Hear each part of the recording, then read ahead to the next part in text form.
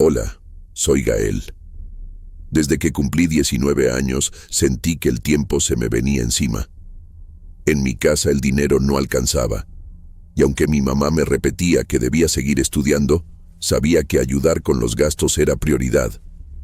Por eso acepté sin pensarlo cuando escuché que don Áureo buscaba un aprendiz en su taller.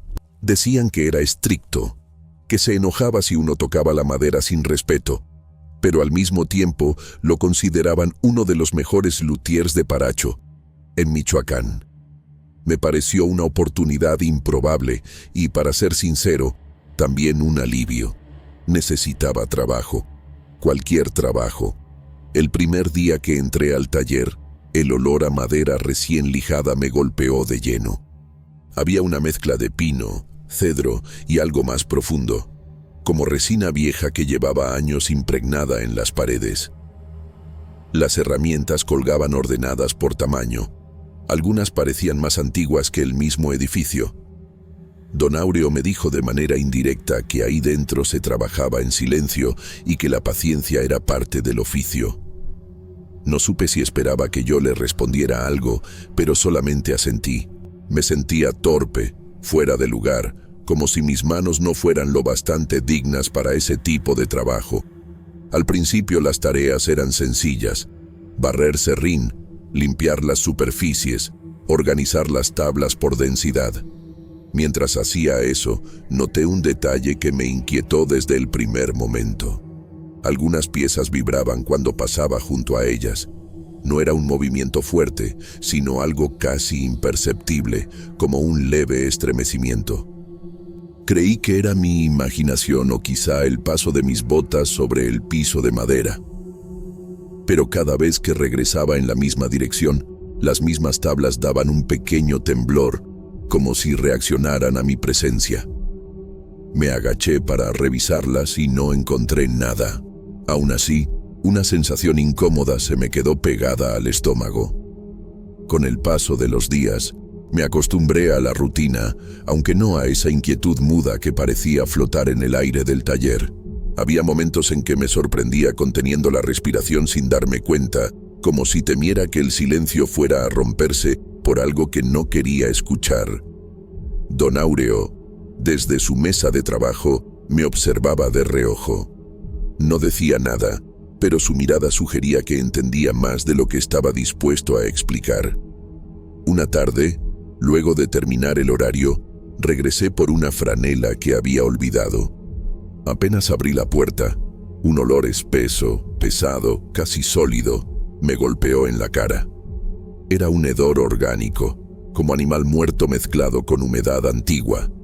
Sentí que la garganta se me cerraba. El olor provenía del cuarto donde se guardaban las maderas más caras, esas que don Áureo trataba como si fueran reliquias. Duró apenas unos segundos, porque después desapareció con la misma rapidez con la que había llegado. Salí de inmediato, sintiendo una mezcla de náusea y mareo. Aquella noche tuve dificultad para cenar. Cada bocado me recordaba ese fétido tufo que no lograba sacarme de la nariz. A la mañana siguiente, don Áureo actuó como si nada raro hubiera pasado. Me comentó de manera indirecta que algunas maderas respiraban historia y que era normal que emitieran olores cambiantes. No supe si lo decía por tranquilizarme o si realmente creía en eso. Aún así, evité acercarme demasiado al depósito durante el resto del día. Después comenzaron las tensiones con las cuerdas. A veces ayudaba a prepararlas para las pruebas, tensándolas poco a poco como me había enseñado don Áureo. En más de una ocasión estallaron solas, aún sin tocar el punto de resistencia. El estallido sonaba como un latigazo seco que me hacía dar un salto involuntario. Lo que más me inquietó fueron las marcas que dejaban en la pared, líneas largas y profundas, demasiado rectas y violentas para ser un simple accidente. No pude evitar preguntarme cuánta fuerza debía tener una cuerda para golpear así sin ayuda de nadie. Don Áureo observó esos cortes y solo comentó que el material era impredecible cuando no se le mostraba el debido respeto. No le pregunté a qué se refería exactamente, porque por alguna razón me dio miedo escuchar la respuesta. Había otro detalle que comenzó a inquietarme cada vez más. En una esquina del taller se encontraba un maniquí de madera que se usaba para medir proporciones. Era una figura sencilla, sin rostro, sin brazos, solo una estructura humaniforme que servía de guía. Lo encontré inclinado por primera vez una mañana, como si alguien se hubiera apoyado en él. Lo acomodé sin darle importancia, pero al día siguiente estaba torcido de nuevo, esta vez con marcas oscuras en el hombro, como dedos embarrados con resina vieja. No había nadie más en el taller que pudiera moverlo, y además don Áureo jamás permitía bromas. Cada vez que lo veía fuera de lugar, un escalofrío me recorría la espalda, como si el maniquí hubiera presenciado algo y tratara de comunicarlo. Mientras tanto, la atmósfera dentro del taller comenzó a sentirse más pesada. No sabría cómo describirlo, pero era como si las tablas apiladas estuvieran atentas a cada paso. Algunas emitían un leve crujido cuando pasaba cerca. Otras parecían rechinar como si protestaran. Empecé a tener la impresión de que alguien respiraba dentro del cuarto de materiales, un rumor profundo que apenas se distinguía entre los ruidos del taller. La sensación era tan absurda que me obligaba a trabajar con los audífonos puestos, aunque don Áureo me pedía que evitara el ruido. Prefería su molestia a enfrentar ese silencio que parecía cargado de intención. Con el tiempo, dormir se volvió difícil. Me despertaba sobresaltado, imaginando el estallido de una cuerda o el crujido de una tabla moviéndose sola. Había noches en que sentía el taller metido en mis sueños, como si las maderas que limpiaba todos los días se colaran en mis pensamientos y trataran de hablarme. Me decía a mí mismo que exageraba, que solo estaba tenso por el trabajo, pero en el fondo sabía que algo estaba mal, profundamente mal. La sensación se intensificó tanto que, al cerrar la puerta del taller al final del día, escuché algo parecido al lamento de una cuerda tensada demasiado.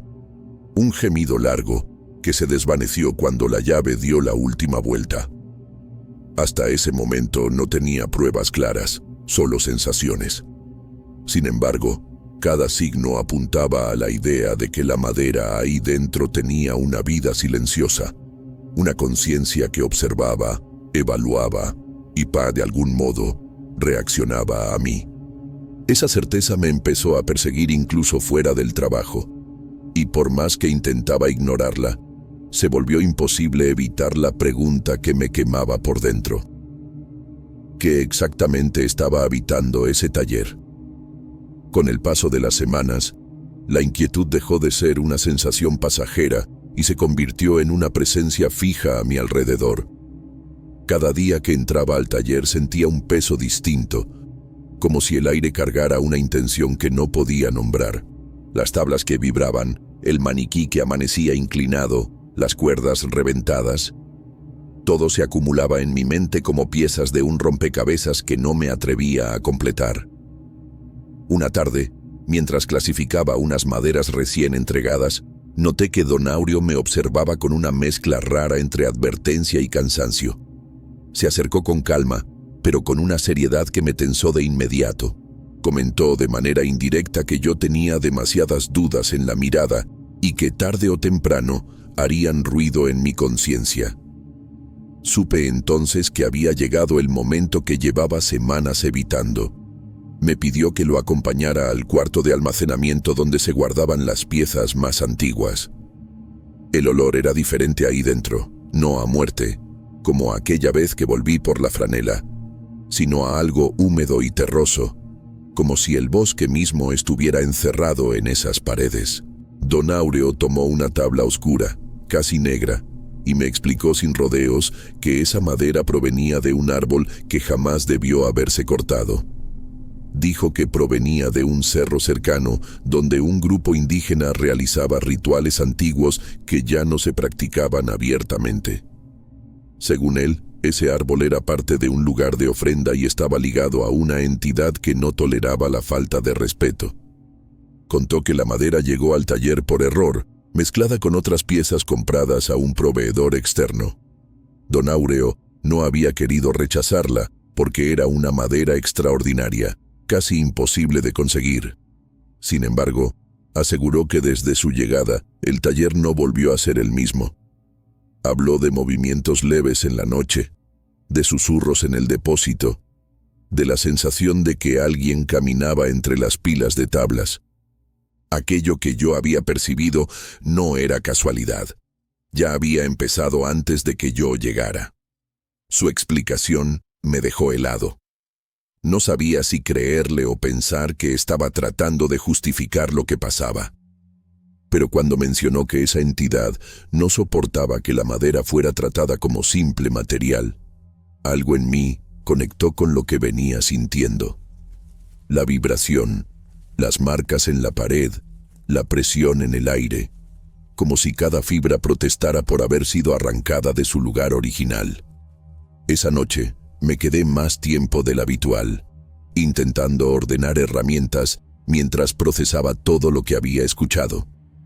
Don Áureo salió primero, dejándome a cargo de cerrar. Apenas quedé solo, el taller adquirió otro tono. El silencio no era vacío, estaba lleno de expectativa. Las tablas apiladas parecían más altas que nunca, como una muralla que respiraba lentamente. Caminé por el pasillo central con una mezcla de miedo y vergüenza por estar asustado de algo que ni siquiera podía ver. Cuando pasé frente a la pila de maderas oscuras, el aire se volvió más frío. Me detuve sin querer. Algo se movió entre las tablas. Pensé que sería un animal, quizá un gato que se colaba en busca de calor. Pero entonces lo vi, una silueta humana, apenas delineada entre las rendijas, como si la madera la escondiera o la obligara a permanecer ahí dentro. No tenía rostro ni forma precisa, solo la insinuación de un cuerpo doblado entre las tablas, observándome desde un hueco demasiado estrecho para cualquier persona viva. El miedo me paralizó. Sentí un impulso visceral de correr, pero mis piernas tardaron unos segundos en reaccionar. Cuando al fin pude moverme, salí casi tropezando, incapaz de voltear para confirmar si esa figura seguía ahí. Llegué a mi casa con el corazón acelerado, empapado de sudor frío. En la mesa mi mamá me preguntó de manera indirecta si me sentía bien, pero no tuve fuerzas para explicarle nada. Dormí poco, y lo poco que dormí estuvo lleno de imágenes de madera oscura cerrándose sobre mí, como un bosque que me tragaba desde dentro. Al día siguiente, al llegar al taller, encontré la puerta cerrada con un candado diferente. Un vecino me comentó que don Áureo había decidido suspender actividades por unas semanas. No dio detalles, solo dijo que tenía asuntos urgentes que atender dentro del taller y que nadie debía entrar. Aquella noticia me provocó un alivio inmediato, pero también un miedo profundo de imaginar lo que estaba ocurriendo ahí adentro. Cuando por fin reabrió, casi un mes después, el ambiente parecía otro. El olor fuerte había desaparecido por completo y las tablas ya no vibraban cuando pasaba junto a ellas. El maniquí seguía en su sitio, recto, limpio, sin marcas. Don Áureo me recibió con una expresión neutral, como si nada hubiera cambiado. Mencionó de forma escueta que todo estaba en orden y que el espíritu había sido apaciguado. Dijo que ya no había nada de qué preocuparse y que lo mejor era seguir trabajando sin hacer demasiadas preguntas. Quise creerle, pero la forma en que evitó mirarme directamente cuando habló me hizo entender que había cosas que no quería contarme. Sus manos tenían pequeños cortes nuevos, como si hubiera manipulado algo peligroso o espinoso durante esas semanas. No pregunté. No quería saber. Durante los días siguientes, trabajé con cautela. El taller se sentía más ligero, pero en ciertos momentos, especialmente cuando me tocaba ordenar el depósito, una idea me recorría la espalda como un hilo helado. Algo seguía ahí. No se manifestaba con violencia, no estallaban cuerdas ni aparecían olores putrefactos, pero la madera más oscura susurraba cuando pasaba cerca. Un murmullo tan sutil que parecía confundirse con mi respiración. A veces, cuando me quedo solo, juro que escucho un sonido profundo, como un suspiro enterrado dentro de esas tablas. Y aunque don Áureo asegura que esa madera está calmada, cada vez estoy más convencido de que no fue un final, sino una tregua. Porque cuando cierro el taller por las noches, siento una presencia silenciosa siguiéndome desde el depósito. Y la madera, esa misma madera maldita, parece inhalar lentamente, como si todavía estuviera viva y esperando.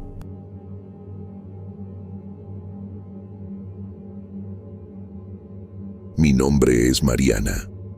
No sabría describir con exactitud en qué momento la esperanza comenzó a sentirse como una carga, pero cuando pienso en esos 4 años intentando quedar embarazada, lo único que recuerdo con claridad es el cansancio. Un cansancio que no era físico, sino una mezcla amarga de vergüenza, frustración y silencio.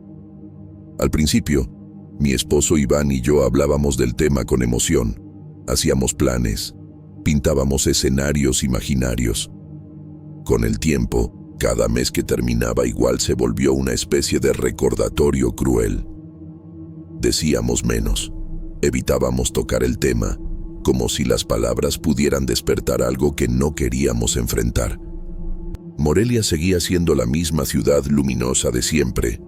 El ruido de los camiones por la calzada, los estudiantes caminando cerca de la catedral, el olor a pan dulce en las mañanas, pero yo sentía que me movía entre esos sonidos como si estuviera debajo de una campana de vidrio.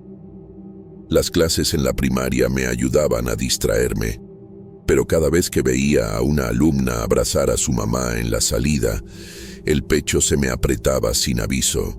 Iván intentaba mantenerse firme, aunque yo sabía que también le dolía. Seguía con sus rutinas, visitaba a sus papás los domingos para comer carnitas, arreglaba cualquier computadora que alguien le llevara, fingía normalidad.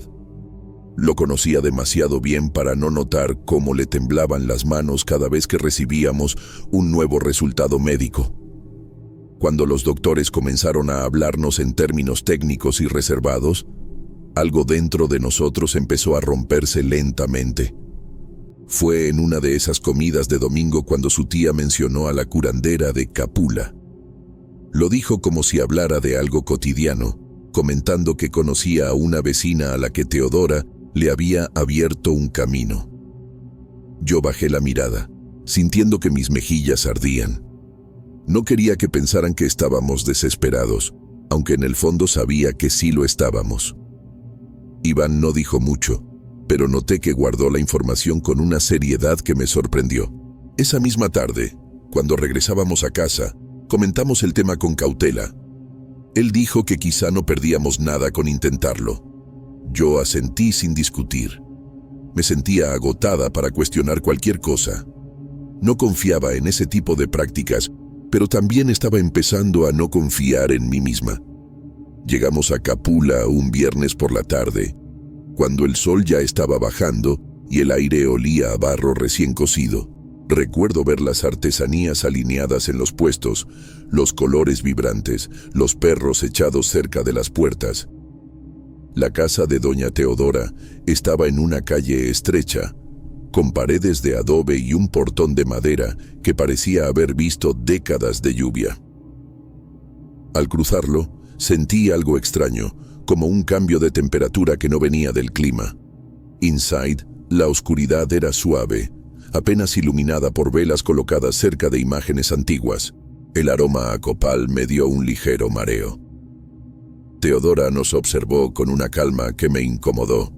No era una calma amable, sino una que parecía venir de alguien acostumbrado a escuchar historias pesadas. Nos pidió sentarnos. No había preguntas innecesarias. No hubo curiosidad por detalles. Solo nos dejó hablar. Mientras relataba los años de intentos fallidos, sentí que mi voz sonaba como si perteneciera a otra persona. Cuando terminamos, la curandera mencionó que había un bloqueo, que algo se había cerrado tiempo atrás y que, para que una vida pudiera abrirse paso, otra debía cerrarse. Su tono era tranquilo, como si hablara de la lluvia cayendo en temporada de aguas. Iván y yo interpretamos aquello como una metáfora, una manera poética de describir los ciclos de la vida, las renuncias necesarias, los miedos que se deben soltar. Ella solo pidió nuestro consentimiento, nada más. El ritual fue más sencillo de lo que imaginé. Velas, un rezo antiguo, una infusión que sabía amarga. No hubo movimientos dramáticos ni palabras extrañas. Cuando salimos de la casa, el cielo estaba casi oscuro, y el camino de regreso a Morelia se sintió inusualmente tranquilo. Iván me apretó la mano. Quise decirle que sentía algo raro, pero no lo hice. Preferí quedarme con el silencio. A la mañana siguiente desperté con un mareo tan fuerte que tuve que sentarme en el borde de la cama. Pensé que era el estrés, o quizá la infusión que había tomado la noche anterior. Aún así, busqué una prueba guardada en el cajón del baño. No dije nada. No quería ilusionarme ni ilusionar a Iván antes de tiempo. Cuando vi el resultado, sentí que el aire se detuvo. No supe si llorar o reír. Mis manos temblaban y el corazón me latía tan fuerte que creí que él podría escucharlo desde el otro cuarto. Cuando se lo conté, su expresión se desbordó en un alivio que casi dolía. Sentí que ambos estábamos intentando convencernos de que aquello era natural, que solo había tardado demasiado en llegar. Evitamos mencionar a Teodora. Evitamos pensar en cualquier cosa que no fuera la felicidad del momento. Pero la felicidad duró poco. Ese mismo día, casi al mediodía, recibimos la noticia de que Luis había colapsado en la universidad. Un ataque fulminante, sin explicación, sin señales previas. Iván se quedó sin palabras, como si algo dentro de él hubiera sido arrancado de golpe. Yo no reaccioné al principio. Mi mente simplemente se negó a unir los puntos. En el velorio, la familia lloraba en silencio. Luis era joven, fuerte, lleno de energía. Yo observaba la sala como si estuviera fuera de mi cuerpo. Sentía el olor de su perfume mezclarse con el incienso, aunque nadie lo había tocado desde su muerte. Escuchaba comentarios de sus amigos, hablaban de sus planes, de sus proyectos, y a cada palabra, un pensamiento oscuro se deslizaba dentro de mí, uno que intentaba rechazar. Iván no dejaba de repetir que nada tenía sentido. Yo quería abrazarlo, decirle que no era culpa de nadie, pero todo dentro de mí estaba empezando a desmoronarse. Esa noche, mientras intentaba dormir, escuché en mi cabeza la frase que Teodora había mencionado sobre el equilibrio y los cierres. Me aferré a la idea de que debía ser coincidencia. Necesitaba creerlo. Pero ya había una parte de mí que sabía que algo se había movido en un lugar donde no debería haberse tocado nada. Y aunque intenté ignorarlo, el verdadero precio apenas estaba comenzando a revelarse.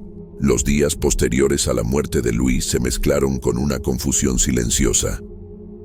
Había momentos en los que yo sentía que podía respirar con normalidad, y otros en los que el aire parecía espesarse a mi alrededor, como si tratara de impedirme avanzar. Intentaba enfocarme en el embarazo, en los primeros síntomas, en las recomendaciones del médico. Me repetía que necesitaba mantenerme tranquila, que cualquier tensión podía afectarme, pero cada noche se volvía más difícil convencerme de que todo estaba bien. La primera madrugada en la que lo escuché fue alrededor de las 3. Me despertó un golpeteo suave, casi tímido, en la puerta principal. Pensé que lo había imaginado, que quizá era un recuerdo auditivo confundido con el viento. Me quedé quieta, con el oído atento. El sonido volvió una vez más, idéntico, como si quien estuviera afuera no quisiera despertar a nadie, solo anunciar su presencia. Cuando miré a Iván, noté que estaba despierto. Él también lo había escuchado. Permanecimos en silencio, sin movernos, esperando que pasara. A la mañana siguiente él intentó explicarlo como un ruido común de la estructura o algo que pudo haber tocado la puerta desde afuera. Yo asentí sin discutir, pero había visto su expresión en la oscuridad. No era la de alguien que cree en sus propias explicaciones. Las noches siguientes se volvieron un desfile de pequeñas señales.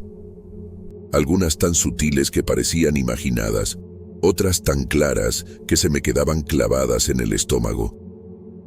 Había ocasiones en que, justo al apagar la luz, sentía que el colchón del lado izquierdo se hundía apenas un poco, como si alguien se sentara allí. Me quedaba inmóvil, con los ojos abiertos en la penumbra, esperando sentir la presión desaparecer. A veces tardaba, a veces parecía desvanecerse de golpe. Comencé a notar un aroma muy particular en el pasillo, uno que reconocí de inmediato.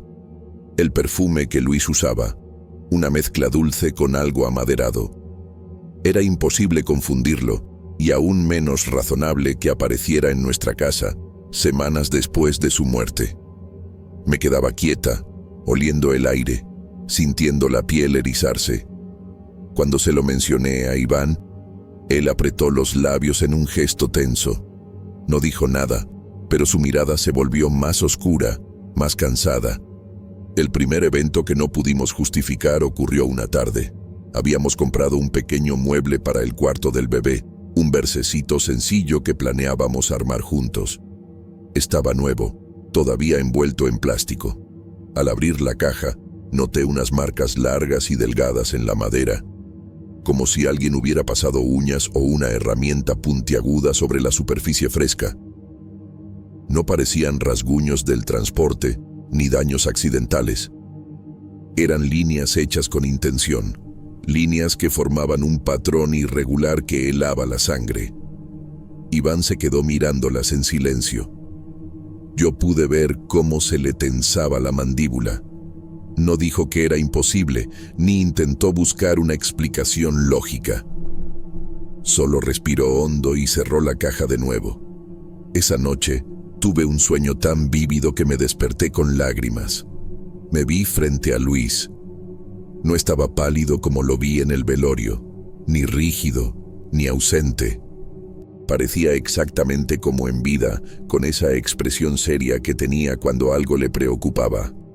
No hablaba con palabras, pero su presencia transmitía un mensaje nítido, uno que me atravesó como un cuchillo. Él no había pedido irse.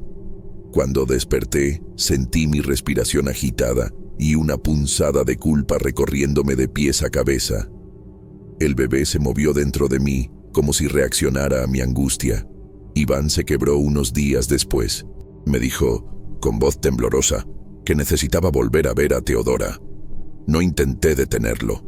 También quería respuestas, aunque temía lo que pudiera escuchar.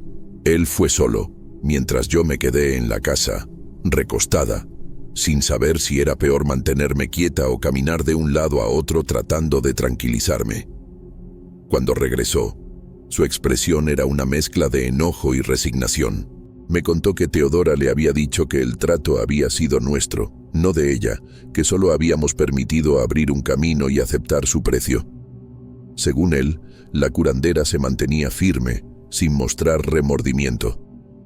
Me relató que había intentado reclamarle, exigirle algún tipo de ayuda, pero ella simplemente había repetido que cada elección sostiene su sombra, y que la sombra ya había tomado forma. A partir de esa visita, las manifestaciones se volvieron más fuertes. Cada madrugada, el golpeteo volvía a las 3, siempre 3 golpes, siempre espaciados con la misma calma inquietante. El olor del perfume ya no se limitaba al pasillo. Ahora se deslizaba por la sala, entraba a la recámara, se quedaba incrustado en las telas.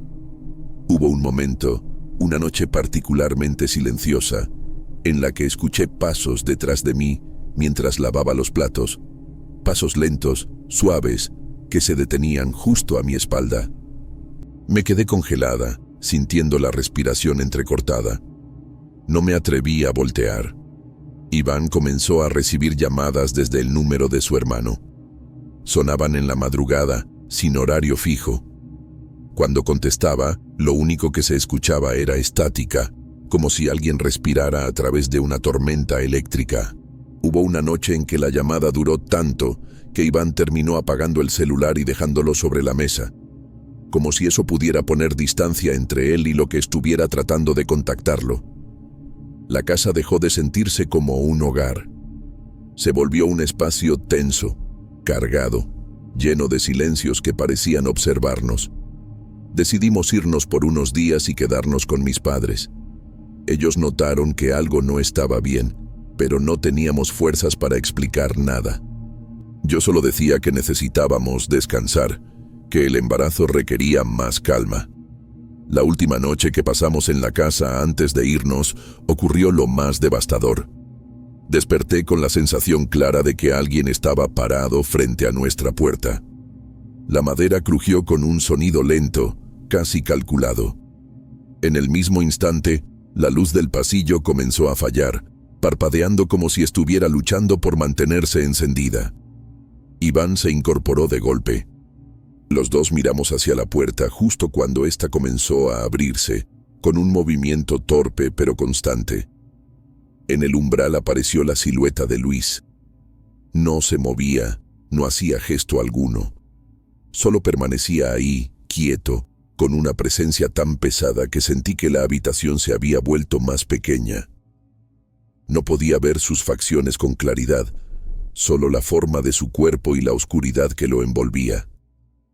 Mi corazón latía con tanta fuerza que pensé que me desmayaría. Iván no dijo nada. Solo apretó mi mano como si temiera que yo desapareciera. La luz falló de nuevo. Se apagó por un segundo. Cuando volvió a encenderse, la silueta ya no estaba.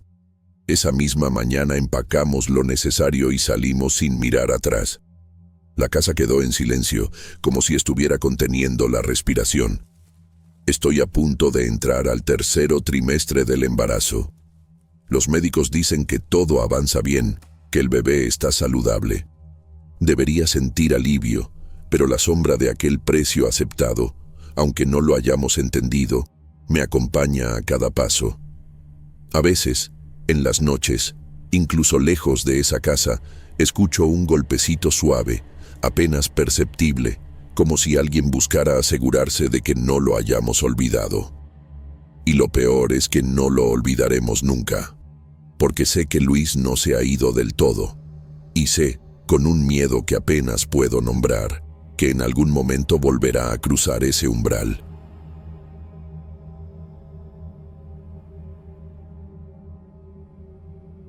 Hola, mi nombre es Fátima. Nunca pensé que volver a la Piedad me haría sentir como si caminara dentro de un recuerdo que no pedí abrir. Regresé por obligación, no por nostalgia. La casa de mi abuelo, esa construcción antigua de muros gruesos, portón pesado y olor a polvo viejo, pasó a mi nombre después de que él falleciera. Mi familia decía que era un gesto natural, que yo era la única interesada en preservar cosas antiguas por ser profesora de artes. Pero yo sabía que esa casa siempre había guardado un silencio incómodo, como si alguien más viviera allí, escondido entre los corredores. Entré la tarde en que me entregaron las llaves, y el aire dentro estaba tan frío que me erizó la piel. Las ventanas estaban cerradas, las cortinas llenas de tierra, pero lo reconocí todo de inmediato. El largo corredor que conectaba las habitaciones, el patio interior con una laranjeira que daba sombra sobre las losas rotas y, sobre todo, la pared más extensa de la casa. Esa donde los retratos de familia colgaban desde antes de que yo naciera. Ahí estaban, los rostros serios de mis antepasados, algunos pintados en óleo, otros en fotografías antiguas entintadas.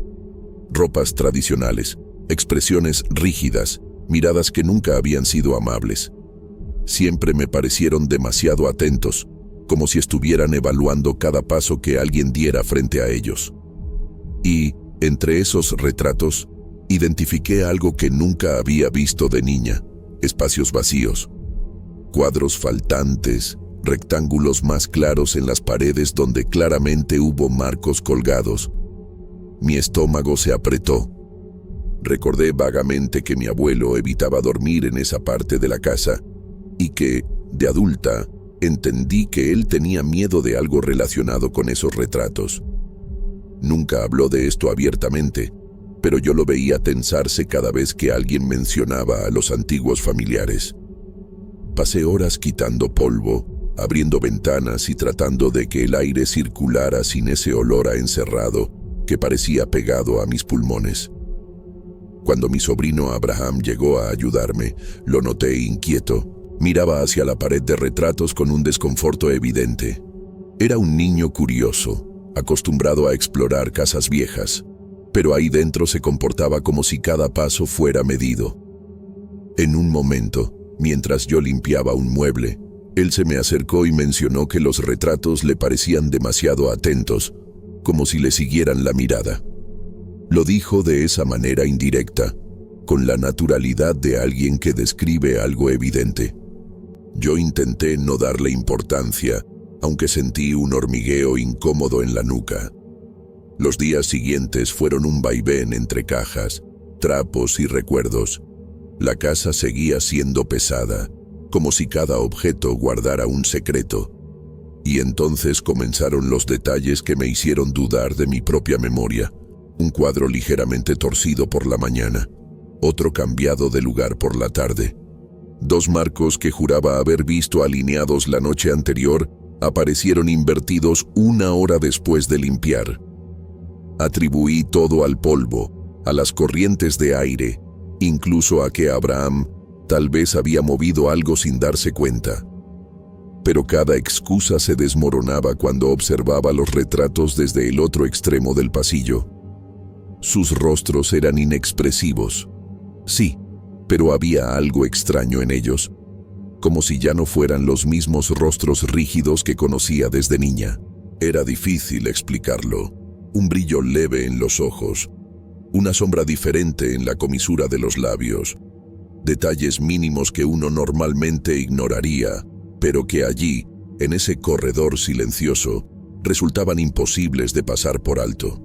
Los espacios vacíos también comenzaron a cambiar. Al principio pensé que era suciedad acumulada, pero la forma se volvió cada vez más nítida, como si una silueta se estuviera dibujando detrás del yeso. Una tarde, mientras caminaba con un balde de agua, noté que en uno de los espacios faltantes, la sombra tenía ya la forma de un rostro desenfocado. Me quedé paralizada varios segundos, con la sensación de que aquello no podía ser real. Estiré la mano para tocar la pared, esperando encontrar humedad, pintura corrida, cualquier explicación lógica, pero no había nada. Solo el contorno que parecía querer completar una imagen propia. Esa misma noche soñé con los retratos. No con los rostros en sí, sino con la sensación exacta de caminar frente a ellos, oyendo el piso crujir bajo mis pies y sintiendo que alguien respiraba a mi espalda. Desperté sudando, convencida de que parte del sueño había sido real. El silencio de la casa no ayudaba. Era tan profundo que cada latido de mi corazón sonaba exagerado. Las cosas se volvieron más inquietantes cuando Abraham, que siempre intentaba mantener un tono ligero, comenzó a ponerse nervioso en serio. Una tarde lo encontré pálido, sentado en la sala, diciendo que uno de los retratos le había parecido diferente. Según él, el rostro de un hombre mayor, uno de esos parientes que nadie recordaba bien, había cambiado de expresión cuando él pasó. Dijo que el retrato había sonreído. No era una impresión. Lo dijo con una seguridad que me dejó sin palabras. Le pedí que se calmara, pero por dentro yo misma estaba temblando. Intenté revisar el retrato, compararlo con cómo lo recordaba. No hallé un cambio evidente, pero algo dentro de mí decía que Abraham no estaba imaginando nada. Eso fue lo que más me alteró. No era solo una sensación mía. La casa estaba haciendo algo, moviéndose, acomodándose o completándose. Con cada día que pasaba, los contornos en los espacios vacíos tomaban más forma. Las sombras parecían volverse pigmento, y los pigmentos, facciones. Me negaba a aceptarlo, pero era innegable que aquello no era un deterioro de la pared ni un efecto de luz. Era intencional, era progresivo. Era como si alguien, o algo, estuviera devolviendo los retratos al lugar exacto donde habían estado. Una noche, mientras guardaba libros en el estudio, escuché a Abraham entrar a la casa con pasos rápidos. Lo vi llegar hasta la sala con el rostro completamente desencajado, respirando entrecortado. Me contó, otra vez sin usar ninguna frase textual, que un retrato no solo había cambiado, sino que lo había observado de una forma demasiado consciente, demasiado viva. El miedo en su voz no era exagerado, era real. Y en ese instante entendí que algo en esa casa estaba despertando. Esa fue la última noche en que pude convencerme de que todo tenía una explicación lógica. No sabía entonces que lo peor aún no había comenzado, pero lo sentí. Sentí que los retratos, completos o incompletos, estaban esperando algo que apenas empezaba a revelarse.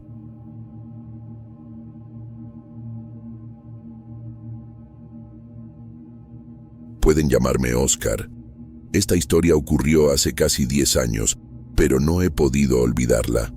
Necesito poner todo esto por escrito, porque hasta hoy lo que viví me persigue cada vez que apoyo la cabeza en la almohada para dormir. Compré el galpón a principios del 2015, después de varios meses buscando un lugar donde finalmente pudiera montar mi propia marcenaría. Había pasado tantas madrugadas imaginando un espacio de trabajo solo mío, que al ver ese anuncio pegado en una tiendita de la colonia, sentí que era una señal. El precio era sorprendentemente bajo, pero en Uruapan, a veces las oportunidades aparecen así, de golpe, sin mucha explicación. El edificio estaba ubicado en una calle tranquila, cerca de casas viejas y talleres cerrados. Desde afuera se veía deteriorado, con láminas oxidadas y un portón que chirriaba hasta con la brisa más leve. Aún así, cuando la inmobiliaria me entregó las llaves, sentí una mezcla fuerte de entusiasmo y alivio. Rosa me había visto tan frustrado los últimos meses que celebró conmigo, aunque llevó un manojo de ruda en la bolsa, por si acaso, como ella decía cuando un lugar le generaba desconfianza. Los primeros que me hicieron fruncir el ceño fueron los vecinos. Mientras abría el candado por primera vez, un señor mayor, sentado frente a su casa, me observó por largos minutos antes de comentar que ese taller pertenecía a un artesano muy respetado en la zona. Un hombre que trabajaba día y noche y que, según contaban, un día había dejado de salir por completo. No supe cómo responder. Pensé que se refería a alguien que había tenido problemas de salud o que simplemente había decidido irse sin avisar. Con el tiempo entendí que lo contaban de otra forma, casi como si hubiera desaparecido dentro del mismo taller. Entré por primera vez al galpón con una mezcla de entusiasmo y desconfianza. El olor a madera vieja se mezclaba con el polvo acumulado por años. Las vigas altas parecían respirar con el eco de mis pasos, y cada rincón estaba cubierto de herramientas abandonadas, pedazos de muebles sin terminar y placas de madera apoyadas contra la pared. Había restos de resina seca que formaban líneas amarillentas en el piso, como cicatrices. Mientras limpiaba, noté algo que no conseguía explicar. El aire se sentía más húmedo de lo normal, como si el interior del taller guardara su propio clima. Y el piso, cuando caminaba sobre él, había una vibración casi imperceptible, como si debajo hubiera un espacio hueco o algo que respondiera a mi peso. Traté de ignorarlo. En talleres viejos es normal encontrar desniveles y estructuras debilitadas. Durante los primeros días, la rutina fue sencilla: limpiar, medir, instalar mi mesa de corte y empezar a organizar la maquinaria. Era agotador, pero satisfactorio. Sin embargo, los pequeños detalles inquietantes comenzaron a aparecer casi al mismo tiempo. La primera vez que la puerta del pequeño escritorio se abrió sola, pensé que había una corriente de aire. No me preocupé. El problema fue que volvió a suceder al día siguiente, justo cuando guardaba unas herramientas al anochecer. La puerta se movió con suavidad, como si alguien la empujara con la palma de la mano, sin brusquedad. Casi se deslizó. Revisé las ventanas, pero todas estaban cerradas. Un par de días después, la puerta de la pequeña cocinita del fondo hizo lo mismo. Esta vez, el movimiento fue más lento, más deliberado. Me quedé mirando el marco durante varios segundos, buscando algún indicio físico que explicara el fenómeno. Nada, solo un silencio pesado que me obligó a tragar saliva. Lo que realmente empezó a preocuparme fue el aserrín. Encuentras serrín en cualquier taller, pero no así. Lo que aparecía en mi galpón parecía recién producido, demasiado fino, demasiado claro. Y lo encontraba en montones grandes, en lugares donde yo no había trabajado. A veces aparecía cerca del portón, otras veces junto a las paredes del fondo. Era madera nueva, eso lo sabía bien. Pero yo no tenía ese tipo de madera en el taller, no todavía. Me repetía que tal vez algún vecino había usado el lugar antes de que yo llegara. Que el viento arrastraba polvo viejo de las vigas, que mi imaginación se estaba adelantando. Pero con cada día que pasaba, la sensación de que el galpón había estado activo durante la noche se hacía más fuerte. Una tarde, mientras lijaba unas piezas pequeñas, el sonido me tomó desprevenido. Parecía un gemido apagado, suave, profundo, como si viniera desde dentro de la pared. Me quedé inmóvil, con la lijadora en la mano, esperando escucharlo de nuevo. Pasaron 15 segundos larguísimos hasta que volvió, esta vez un poco más claro. No era el crujido normal de la madera. Era una exhalación forzada, humana, y venía justo de un panel viejo de madera que alguien había colocado hacía mucho tiempo en una de las paredes laterales. Me acerqué con el corazón acelerado. Coloqué la palma sobre la superficie y sentí un leve temblor, como si hubiera movimiento del otro lado. Ese instante me provocó un estremecimiento que subió desde la base de la espalda hasta la nuca. Retiré la mano de golpe, respirando entrecortado. Al llegar a casa esa noche, Rosa notó de inmediato que yo estaba extraño. Me preguntó si me sentía bien, si el taller me había agotado más de lo normal. Le dije que solo estaba cansado, pero no era verdad. Me costaba decirle que, cuando cerré el portón esa tarde, todavía podía escuchar en mi mente ese sonido sordo, como un lamento atrapado en madera. Esa noche me desperté 2 veces con la sensación de que algo se arrastraba en el suelo del taller. No había forma de que fuera real, pero mi cuerpo reaccionó como si lo oyera de nuevo, cercano, insistente. Rosa me observó en silencio mientras yo me sentaba en la cama, tratando de controlar la respiración. A los pocos días, la situación empeoró. Una mañana, al entrar al taller, encontré una tabla colocada sobre la mesa principal, completamente lisa, como si alguien la hubiera lijado durante horas con una dedicación minuciosa. Yo no había tocado ese pedazo de madera. Ni siquiera lo recordaba entre mis materiales. Lo inspeccioné de punta a punta, sintiendo que mis pensamientos se encogían en un punto ciego donde la lógica no alcanzaba. Ahí fue cuando algo en mí comenzó a ceder. No sabía si debía preocuparme por mi seguridad, por mi cordura o por el simple hecho de que no conseguía darle ninguna explicación razonable a lo que estaba pasando. Solo sabía que el taller no estaba quieto, y lo peor era que cada día parecía un poco más despierto.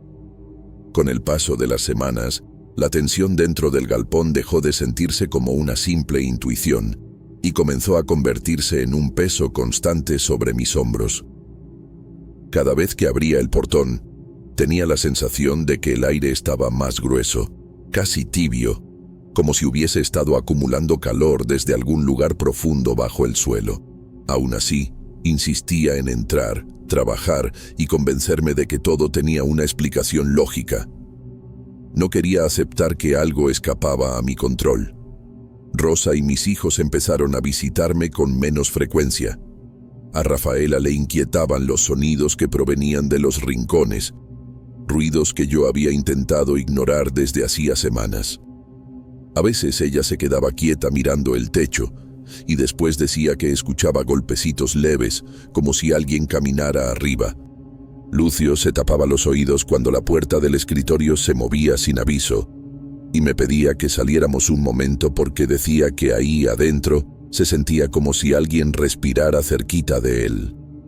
No sabía cómo tranquilizarlos sin mentirles, así que después de esas visitas decidí no llevarlos más. El taller ya no era un lugar seguro. Mis noches comenzaron a deteriorarse. Soñaba con vigas torcidas, manos marcando tablones y sombras moviéndose por debajo del piso. Me despertaba sudando, con el corazón golpeando dentro del pecho. En las mañanas, mi reflejo en el espejo del baño mostraba ojeras profundas, y Rosa me observaba con una preocupación que yo trataba de disimular, asegurándole que el trabajo físico me estaba agotando más de lo esperado. Una tarde, mientras revisaba materiales, escuché nuevamente los gemidos dentro de la pared. Esta vez sonaban más claros, casi como un esfuerzo por emitir palabras que no llegaban a formarse. Me acerqué despacio, apoyando la mano sobre el panel. Sentí vibraciones más intensas que antes, como si algo golpeara desde adentro. El impulso natural hubiera sido salir de ahí, pero no sé qué parte de mi mente me mantuvo fijo en ese lugar, como si el miedo se mezclara con una necesidad absurda de comprender. Me incliné para observar mejor las uniones del panel, y ahí fue cuando vi las marcas. Al principio pensé que eran grietas causadas por la humedad, pero al seguirlas con la luz del celular entendí que no eran grietas, eran arañazos, decenas de ellos, algunos superficiales, otros incrustados con fuerza. La madera estaba desgarrada en direcciones irregulares, como si manos desesperadas hubieran intentado abrirse paso desde el interior. Una corriente fría me recorrió la espalda. No se trataba de daños antiguos. Aquellos surcos eran recientes, pulidos en los bordes, como si hubieran sido hechos durante la noche anterior. Retrocedí lentamente, sin quitar la vista del panel. No podía dejar de pensar en el artesano que había desaparecido. Los vecinos hablaban de él con un tono respetuoso, casi temeroso. Decían que trabajaba hasta altas horas, que nunca cerraba completamente el taller y que semanas antes de dejar de salir, comentaba que escuchaba voces dentro de la madera que usaba. Pensé que quizá aquellos relatos eran exageraciones, cuentos de barrio. Pero al ver esas marcas comprendí que nadie había inventado nada. El taller guardaba algo que no quería ser ignorado. Esa noche regresé a casa con la sensación de cargar un secreto que pesaba más que mis herramientas. Rosa notó de inmediato mi inquietud y trató de hablar conmigo. Me preguntó qué estaba pasando en ese lugar y por qué volvía cada día más tenso. Intenté explicarle que había hallado cosas raras en las paredes, pero las palabras me fallaron. Era difícil describir la mezcla de miedo, confusión y vergüenza que me invadía. ¿Cómo admitir que comenzaba a sentir que el taller estaba vivo, que respiraba, que esperaba algo de mí? Al día siguiente desperté con un impulso extraño, como si una idea se hubiera instalado en mi mente durante la noche sin mi permiso. Sentía una necesidad casi física de regresar al galpón. No era curiosidad ni preocupación, era una urgencia. Rosa me vio salir de la casa sin siquiera tomar café, y su expresión dejó claro que entendía que algo en mí se estaba torciendo. Cuando llegué al taller, el aire dentro era todavía más cálido, más denso, como si hubiera sido exhalado repetidamente por algo que no debía tener pulmones. Caminé hacia la mesa principal, sin saber exactamente qué buscaba, hasta que mis ojos se detuvieron en un punto del piso. Había serrín fresco formando un círculo irregular. Al agacharme descubrí que el cemento estaba agrietado justo en el centro del círculo. Esas grietas no existían días antes. Me arrodillé, pasando los dedos por la superficie rota, sintiendo un estremecimiento subir por mi brazo. Algo comenzó a vibrar bajo mis manos, primero suave, luego más claro como un pulso. Retrocedí aterrorizado. El taller estaba respirando. Respiraba con un ritmo lento, pesado, como un organismo que despierta después de un largo sueño. Me quedé inmóvil, observando el suelo, sin poder apartarme. La vibración se intensificó, acompañada de un crujido profundo que ascendía por las paredes. Era un sonido que no parecía provenir de estructuras viejas. Era un sonido interno, casi orgánico. Mi mente se llenó de imágenes que no quería ver.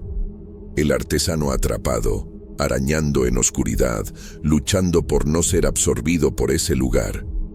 Ese mismo día, mientras barría la zona para despejar mi mente, encontré un pedazo de madera apoyado contra la pared, del tamaño de un panel pequeño. Al levantarlo, descubrí en la parte trasera un conjunto de marcas que me estremecieron.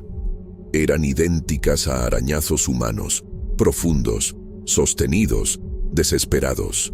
Me costó incluso sostener el panel cuando entendí que no eran marcas antiguas. La madera todavía despedía un olor reciente, como si hubiera sido lastimada apenas horas antes. Sentí que mis pensamientos comenzaron a fragmentarse. Llegué a casa sin recordar cómo había cruzado la ciudad. Rosa me miró con un miedo que no trató de ocultar.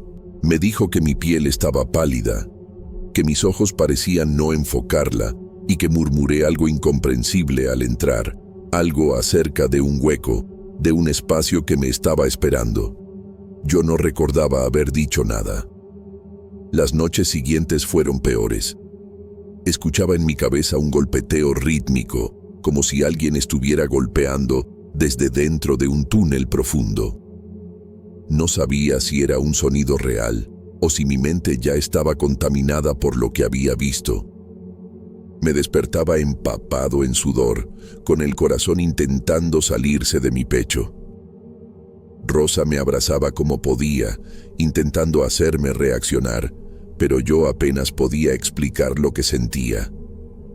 En una de esas madrugadas, mientras trataba de controlar la respiración, comprendí que ya no estaba solo en ese taller, no en el sentido físico, sino en una forma más perturbadora.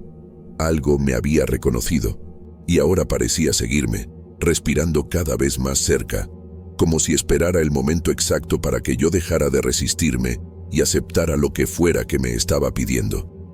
La idea de abandonarlo definitivamente cruzó por mi mente muchas veces, pero cada mañana despertaba con la misma urgencia abrumadora, la necesidad de volver, como si el lugar me llamara desde muy dentro de la madera, desde un punto al que no podía cerrar la puerta. Ese taller, más que un espacio de trabajo, se había convertido en una presencia, una que ya no sabía cómo detener, y que parecía conocerme demasiado bien.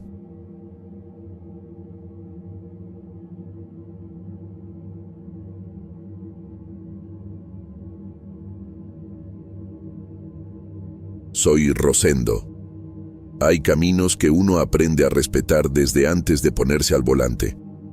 En mi caso, la carretera que conecta a Apatzingán con las rancherías de cultivo siempre ha sido parte de mi vida, casi como un viejo compañero de trabajo. La recorro desde joven, cuando apenas empezaba a mover carga ligera, y con el tiempo se volvió mi ruta fija, mi rutina, mi manera de llevar comida a la casa.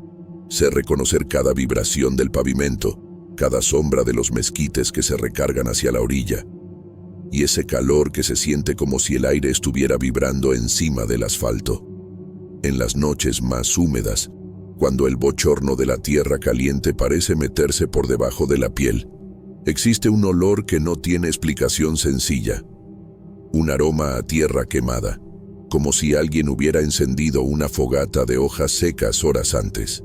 No es extraño para la región, pensé durante mucho tiempo. Aquí es común ver cerros con humo o gente limpiando terrenos a base de fuego. Pero ese olor era distinto, más denso, más profundo, casi metálico. La primera vez que lo noté pensé que venía de algún rancho cercano, aunque el camino estaba completamente vacío. Una noche, después de dejar una carga de aguacate en una empacadora y regresar sin prisa, la reconocí por primera vez. Estaba parada en el acotamiento derecho, justo en un punto donde la carretera se hace más angosta y la maleza crece sin orden. El faro del camión la iluminó apenas unos segundos. Una mujer delgada, de cabello largo y oscuro, quieta, mirando hacia la carretera como si estuviera esperando a alguien. No hizo ningún movimiento, ni siquiera pareció reaccionar al ruido del motor. Mi reacción fue completamente humana. Un estremecimiento rápido, de esos que te recorren la espalda y te obligan a acomodarte en el asiento. Me repetí que quizá era alguien del rumbo, alguien que esperaba un aventón o que había tenido problemas con algún vehículo. Pero había algo raro. No había carros descompuestos. No se veía ninguna luz a lo lejos, ninguna señal de que no fuera más que una figura perdida en la oscuridad. La segunda vez ocurrió pocos días después. Mis faros la encontraron otra vez en el mismo tramo, aunque más cerca de la cinta asfáltica. No parecía estar buscando ayuda. Su postura era la misma, inmóvil. Esa noche no solo reconocí su figura, también me di cuenta de que el olor a tierra quemada había aparecido antes que ella, casi como un aviso. Me hizo apretar el volante más fuerte, y aunque intenté convencerme de que era casualidad, el estómago se me hizo un nudo. Con los días, la repetición empezó a inquietarme más de lo que admitía. Yo no soy de asustarme fácil, ni de andar creyendo en cosas que no se pueden comprobar. Pero había algo en esa mujer que no encajaba con lo normal. No caminaba, no pedía ayuda, no levantaba la mano. Solo estaba ahí, como si supiera el momento exacto en el que iba a pasar por ese tramo. Magda me veía cansado, con la mirada perdida al regresar de cada viaje. Yo le decía que quizá el calor me estaba pegando de más, o que el trabajo se estaba juntando, pero en el fondo sabía que no era eso. Era la sensación de estar siendo observado cada vez que esa figura aparecía en la orilla de la carretera, la sensación de que no estaba ahí por accidente. La tercera vez que la vi, entendí que aquello no era algo que pudiera ignorar por mucho tiempo. El olor a tierra quemada llegó más fuerte que nunca, como si me envolviera dentro de la cabina. Mis manos empezaron a sudar sin razón, y cuando el haz de luz del faro iluminó la curva, ella estaba más cerca del asfalto que nunca. No se movió, pero la distancia era tan corta que sentí una punzada en el pecho, como si hubiera estado a punto de atravesarse. Seguí manejando sin voltear, con esa sensación amarga que te queda cuando algo no cuadra y no quieres aceptarlo. La carretera, la misma de siempre, empezó a sentirse diferente. No era el camino el que había cambiado, era yo. Y aunque en ese momento no lo quería admitir, sabía que aquello solo era el comienzo de algo que aún no comprendía. Algo que no iba a detenerse así nada más. Algo que, más adelante, iba a cobrar un precio que todavía no imaginaba. Con el paso de los días, algo dentro de mí se fue desajustando sin que pudiera detenerlo. La carretera seguía siendo la misma, pero la presencia de esa mujer empezaba a sentirse más intensa, como si se acercara un poco más cada vez. El olor a tierra quemada dejó de ser un detalle extraño para convertirse en un aviso que me erizaba la piel desde que lo percibía a lo lejos. Era un olor que parecía meterse por los poros, mezclarse con el sudor y seguirme incluso después de apagar el camión. Una noche en particular, cuando el calor estaba tan fuerte que parecía que la tierra caliente respiraba fuego, sentí una punzada en las sienes mientras manejaba. El aire en la cabina se volvió pesado y pegajoso, casi como si faltara oxígeno. Y justo cuando pensé en detenerme un momento para tomar agua, ella apareció. Esta vez no estaba en el acotamiento. Estaba frente al camión, iluminada por el faro como si hubiera surgido de la oscuridad misma. Su imagen no era clara, no podía distinguirle los rasgos, pero su silueta estaba ahí, plantada sobre la línea divisoria, quieta, mirando hacia mí. Tuve que maniobrar con un reflejo casi instintivo, girando hacia la derecha para evitarla. El corazón me martilló tan fuerte que por poco pierdo el control. Cuando volví a enderezar el volante, ella ya no estaba. Ni un rastro, ni una sombra moviéndose. Nada. El sudor me corría por la frente y el pecho se me apretó. Por unos segundos pensé que quizá estaba alucinando, que el calor había terminado por jugarme una mala pasada. Pero entonces el olor a tierra quemada se metió de golpe en la cabina, tan intenso que me hizo cerrar los ojos.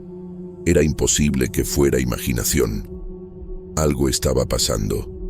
A partir de esa noche, mi salud empezó a deteriorarse sin una explicación clara. Magda notó que despertaba empapado en sudor, que tenía fiebre sin causa aparente y que en ocasiones me quedaba mirando un punto fijo como si algo se me hubiera quedado grabado en la mente. Yo le decía que era cansancio, que tal vez me estaba enfermando por el cambio de clima o los desvelos constantes, pero en realidad me daba miedo reconocer que lo que tenía estaba relacionado con aquella mujer. Los malestares se intensificaron cada vez que me acercaba al tramo donde solía aparecer. Podía sentir cómo la piel se me ponía fría mientras el cuerpo ardía por dentro. En ocasiones, incluso antes de verla, mis manos comenzaban a temblar en el volante. Y cuando su silueta surgía de la oscuridad, sentía una presión detrás de los ojos, como si alguien me estuviera empujando la cabeza hacia adelante. Hubo una noche en que la situación pasó de inquietante a francamente aterradora. Iba manejando a velocidad constante, intentando concentrarme solo en la línea central del camino. El olor a tierra quemada apareció de repente, pero esta vez vino acompañado de un zumbido sordo en los oídos, como si el motor estuviera fallando. Y entonces, en un parpadeo, la vi dentro del haz del faro, cruzando lentamente la carretera. No caminaba. Era como si se deslizara, como si los pies no tocaran el suelo. Su movimiento era tan antinatural que se me heló la sangre. Mi garganta se cerró y un escalofrío me recorrió desde la nuca hasta la espalda baja. Apreté los dientes, queriendo convencerme de que era un truco de la luz, una ilusión provocada por el cansancio. Pero no era eso. Era ella. Había cruzado justo enfrente del camión, tan cerca que pude sentir una especie de vibración en el aire, como si el clima mismo se hubiera tensado. Cuando llegué a casa esa noche, apenas pude explicarle a Magda por qué estaba tan pálido. Le conté solo lo necesario, evitando detalles que pudieran asustarla más de la cuenta. Ella me comentó que quizá estaba viendo cosas por exceso de trabajo, pero en su mirada noté algo que no quiso decirme, como si intentara ocultar su preocupación para no darme más peso del que ya cargaba. Las fiebres se volvieron más frecuentes. Empecé a ver sombras donde no las había, figuras que se desvanecían en los retrovisores, destellos que cruzaban por los lados del camión. Y aunque traté de mantenerme firme, había noches en las que dudaba de mi propia cordura. Pero la carretera no da tregua, el trabajo tampoco. Y aunque mi cuerpo pedía descanso, la ruta me esperaba. Para ese punto, ya no podía negar que la mujer estaba tratando de decirme algo. No sabía qué, no sabía por qué conmigo, pero cada aparición era más clara, más cercana, más desesperada. Y lo peor de todo, era la sensación creciente de que ya no estaba simplemente viéndola, sino sintiendo que ella también me veía, con una intención que no lograba descifrar.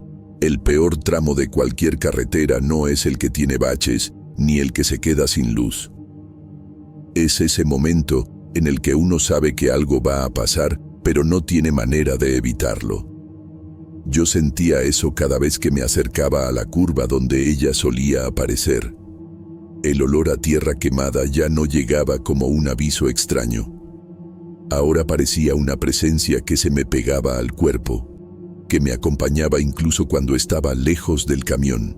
Una madrugada, al detenerme en una tiendita de paso para comprar agua y despejar la cabeza, un par de habitantes del rumbo mencionaron que me veían pasar seguido.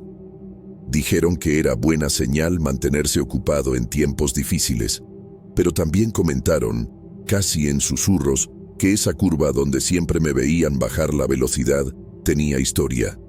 Contaron que una mujer había muerto allí hacía varios años, durante una emboscada que nadie supo explicar del todo.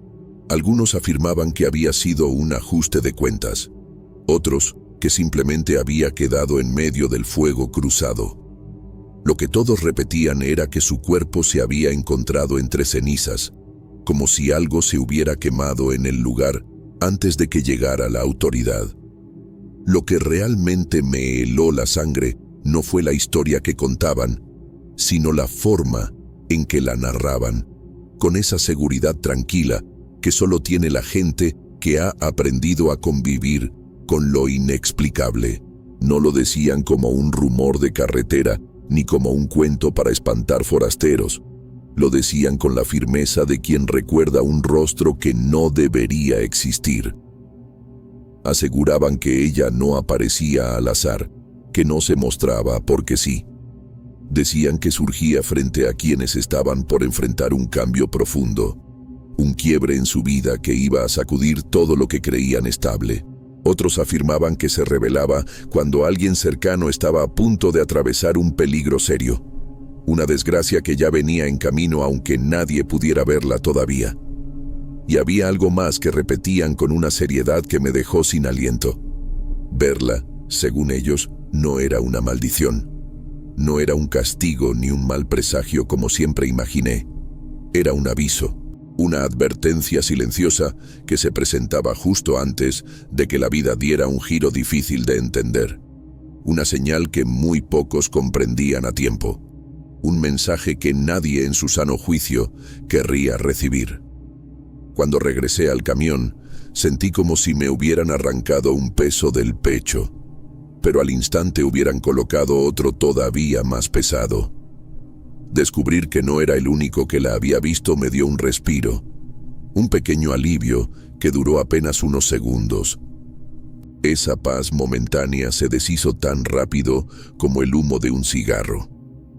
Porque saber que su presencia tenía un significado, eso sí me dejó inquieto de verdad. Era como manejar con una piedra en la garganta, con el estómago apretado y la sensación de que el camino entero se había vuelto más largo, más silencioso, más cargado. Esa incomodidad me acompañó toda la ruta. Cada kilómetro me hacía preguntarme qué se estaba moviendo a mi alrededor, qué cambio venía, qué desgracia estaba por tocar las puertas de alguien cercano. Y lo peor era sentir que, aunque no podía verlo, ya estaba demasiado cerca.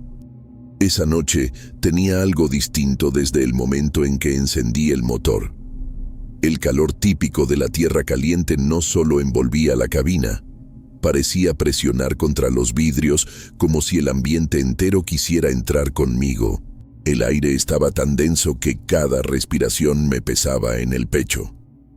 Había una quietud extraña, un silencio que ni siquiera el rugido del camión conseguía romper. Era ese tipo de silencio que se siente más que se escucha, el que anuncia algo que uno preferiría no enfrentar. A medida que avanzaba, la oscuridad se volvió más profunda. Las luces del tablero parecían demasiado brillantes, como si estuvieran luchando contra una sombra que se acercaba por todos los flancos. Y entonces llegó ese olor.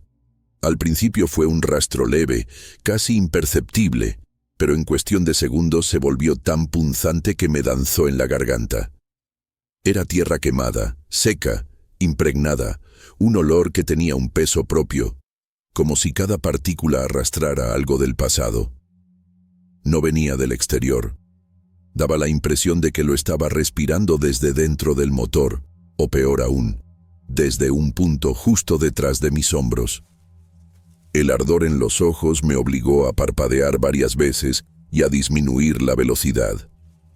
Sentí como el sudor me recorría el cuello y se acumulaba en las palmas, haciéndome perder un poco de control del volante. Todo se volvió más estrecho. La carretera angosta, el parabrisas empañado, el aire casi inmóvil. Fue entonces cuando la curva apareció, iluminada apenas por los faros. Y ahí estaba ella, no donde siempre, no quieta a un lado del camino ni cruzando frente al camión. Estaba avanzando junto a mí, deslizándose a la misma velocidad, como si hubiese estado esperándome desde antes de doblar la curva. Su silueta se mantenía casi pegada a la puerta del copiloto, suspendida a unos centímetros del suelo, sin esforzarse, sin moverse realmente, como si la oscuridad la empujara suavemente hacia adelante.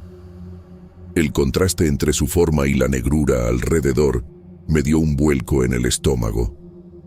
Era una figura sin detalles, pero tan presente que sentí cómo mi respiración se rompía.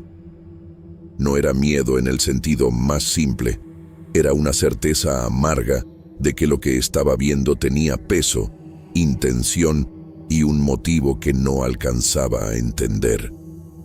Algo en mi interior se aflojó, como si me resignara a la idea de que esa aparición había logrado alcanzarme. Mis manos resbalaron sobre el volante por el sudor acumulado, y en ese instante ella hizo un movimiento que me dejó completamente inmóvil. Extendió un brazo hacia el camión, despacio, con una precisión imposible. No hubo ruido, ni un golpecito, ni un roce, pero sí hubo una sensación, una presión fría, débil, pero absolutamente real en la lámina del costado. Fue como si un fragmento de hielo se hubiera apoyado sobre el metal, transmitiendo una energía que me recorrió el pecho de arriba a abajo. El latido en mi garganta se volvió tan fuerte que pensé que iba a perder el conocimiento. El aire desapareció por un segundo. Mi visión se nubló. Parpadeé para aclararla, y cuando mis ojos volvieron a la carretera, ya no había nada. Ni rastro de ella, ni un contorno, ni una sombra moviéndose hacia la maleza. La presencia se desvaneció, como si la noche se la hubiera tragado en un suspiro. El olor a tierra quemada desapareció al mismo tiempo, cortado de golpe, como si nunca hubiera existido. Me quedé manejando unos metros más, sin pensar, solo dejando que el camión avanzara porque mis manos seguían en el volante por pura costumbre. Esa ausencia repentina, ese hueco donde un segundo antes había estado algo que no debería existir, se sintió más pesada que la aparición misma. Y todavía hoy, cuando recuerdo ese momento, puedo sentir exactamente la misma presión fría en el costado del camión, como si mi memoria no quisiera soltarme, como si aún quedara algo pendiente desde aquella noche. Al llegar a casa, Magda me notó tenso, más pálido de lo habitual. Yo intenté sacudirme la sensación, pero todo se intensificó cuando, 2 días después, Magda sufrió un accidente leve mientras manejaba rumbo al trabajo. Nada grave, gracias a Dios. Solo un susto, un golpe menor en la defensa del carro y un esguince leve en la muñeca. Las personas dijeron que todo había sido cuestión de segundos, que pudo haber sido peor. Y esa frase me quedó dando vueltas en la cabeza. Ahí fue cuando lo entendí. La mujer no me estaba persiguiendo. No estaba tratando de hacerme daño. Me estaba avisando. Y el aviso ya se había cumplido. O al menos eso quise creer. Después de ese día, no volví a verla. Ni una sombra, ni un destello en el faro, ni el más mínimo rastro del olor a tierra quemada. La carretera volvió a ser la misma de siempre, silenciosa, caliente, monótona. Pero algo dentro de mí cambió para siempre. La ausencia de la aparición no me trajo paz. Al contrario, me dejó una inquietud más profunda. la sensación de que quizá no todo había terminado. A veces pienso que el accidente de Magda fue solo una parte del aviso, que tal vez su presencia señalaba algo más grande, algo que todavía no ha ocurrido, o que incluso podría estar esperando el momento adecuado para volver a aparecerse. Lo que sí sé es que cada vez que paso por esa curva, reduzco la velocidad sin pensarlo. Miro hacia el acotamiento, aunque no vea nada, y me acompaña esa idea que no puedo sacarme de la cabeza. Uno no deja de ver lo que da miedo. Lo que da miedo deja de mostrarse cuando ya no necesita ser visto. Y ese silencio, ese vacío, es lo que más me atormenta desde entonces.